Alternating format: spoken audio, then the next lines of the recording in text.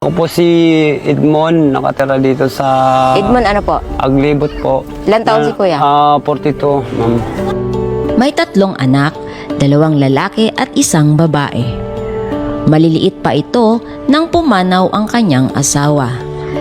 Dahil madalas wala si Edmond sa bahay, napapabayaan na niya ang kanyang mga anak. Kadalasan, napupunta ng barangay ang panganay dahil napapaaway at dala na rin ng barkada. Kaya naman, mismo na ang barangay ang pumunta sa kanya.